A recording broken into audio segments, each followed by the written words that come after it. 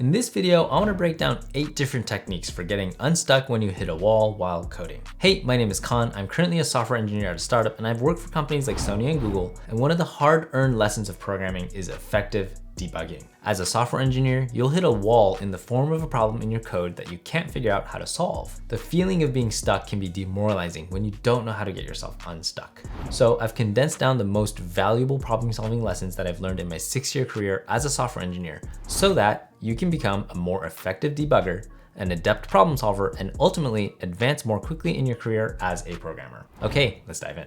Technique number 1 is to start with goal posting. The first thing we typically have to do is to find the root cause of our bugs.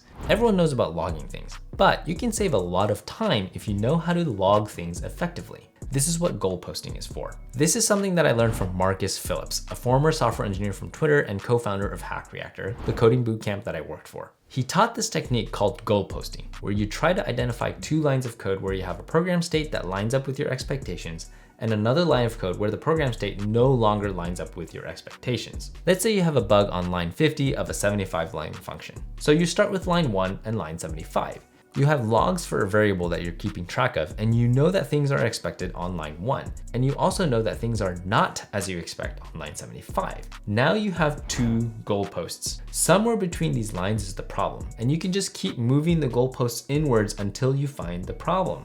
That's why we call this goal posting. Now, whenever I get frustrated with a problem, I would literally just leave logs between every block of relevant code. I once literally did this at Google trying to debug a test case. I just left a log statement in between every single line of code that was actually being executed by the test case. And within 10 to 20 statements, I had found the source of the problem. So do whatever variation of goal posting works for you. But logging is going to be instrumental, so use it frequently and use it liberally.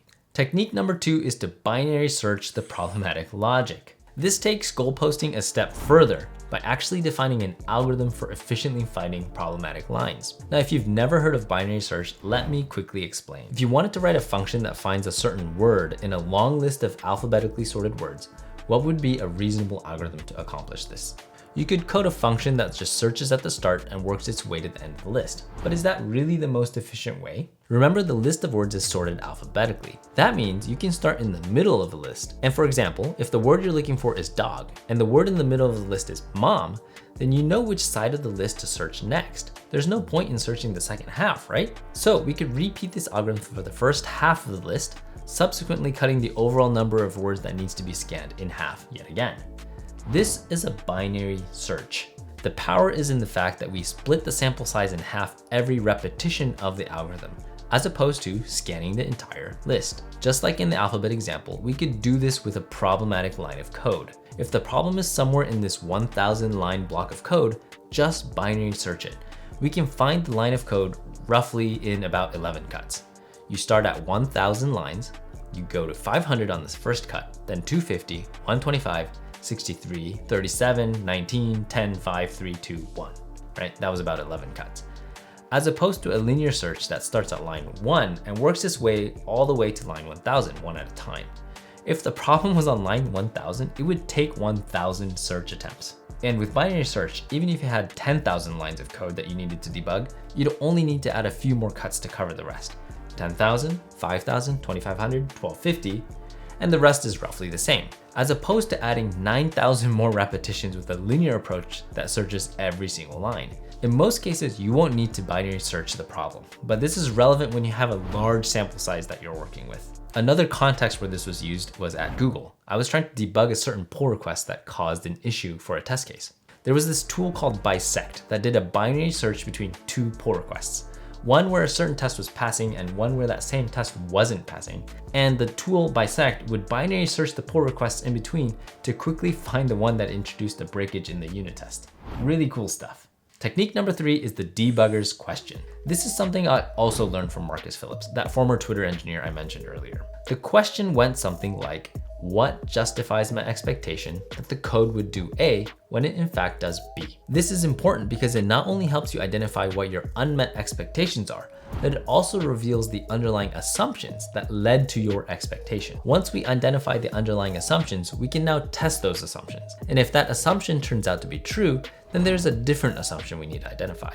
If the assumption turns out to be false, we can then look at the assumption itself and recursively ask the debugger's question. Let me break this down with an example. Say we had a function that returned the first odd number in a list of numbers. Now this code has a bug in it, but before you go scanning for it, let's practice the debugger's question.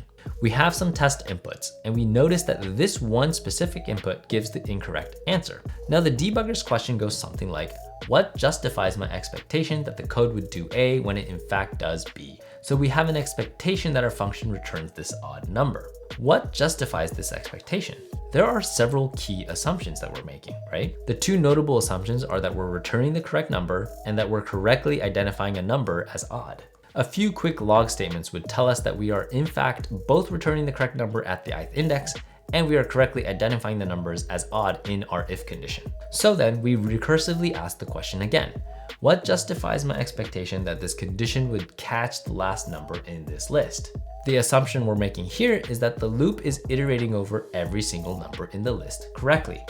And by checking this assumption, you'll notice that there is a bug here that causes the program to skip over the last number in the list. The power of the debugger's question is that we can use it recursively. We can continue asking the question until we find the assumption in our thinking that's incorrect. It's an efficient framing that gets us to go one level deeper in identifying the problems in our code. I will turn to this question when I get stuck on something I know that I should be able to do, but just am not implementing it correctly. Technique number 4 is rubber ducking. This is a technique for identifying what you know, what you don't know, and what assumptions you're making. The way that you rubber duck something is to debug your code line by expressing what it does to an inanimate object. The origin of the name is a reference to a story in the book, The Pragmatic Programmer, in which a programmer would carry around a rubber duck and debug their code by forcing themselves to explain it line by line to the rubber duck. Verbal or written expression is a powerful way to identify gaps in your thinking, so use this frequently when you're seemingly not making progress in your code. As for me personally, I find that I like to talk to myself a lot while coding. I say things like what this does and what that does, and that helps me ground my attention on what is actually happening line by line, as opposed to assuming that my thinking is correct. Technique number 5 is to share the problem you're having in writing to someone else. The thing that's powerful about writing is that it forces you to summarize your thoughts in a concise and consumable manner. This exercise will get you to realize the gaps in your thinking, but also where you might just not have explored ideas enough before you go asking someone else.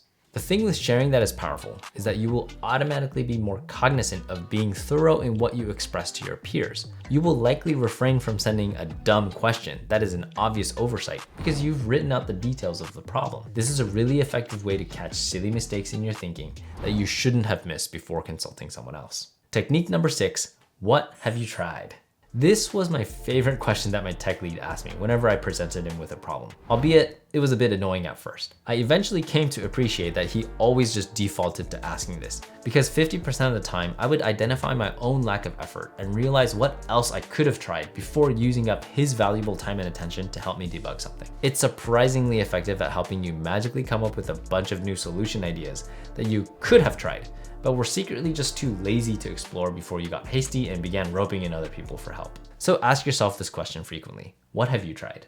Technique number 7 is to recreate a smaller version of the problem.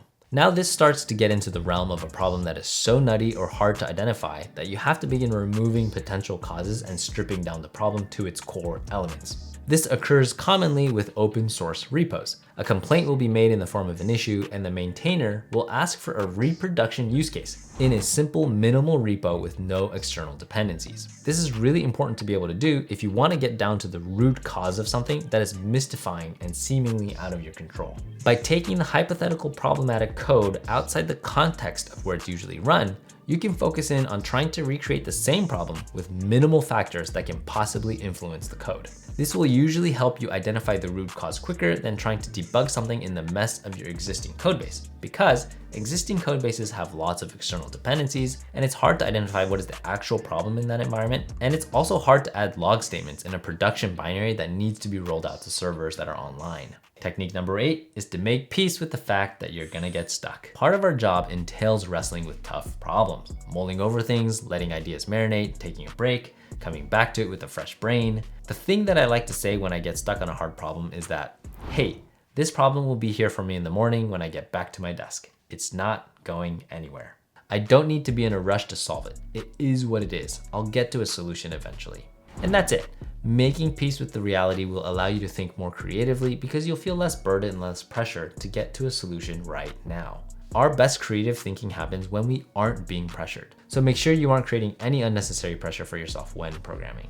Making peace with the fact that you'll get stuck on stuff is a great way to alleviate some of this pressure. So in conclusion, those are the 8 techniques for debugging and getting unstuck when coding. If you enjoyed this video, like and subscribe to the channel and leave any questions down below in the comments. If you're interested in becoming a software engineer or upskilling as a programmer, then check out my newsletter, thecommit.dev. I send weekly insights on how to be an effective programmer and high-performing individual. I'll leave a link to it in the video description. Okay, I'll see you in the next video. Bye-bye.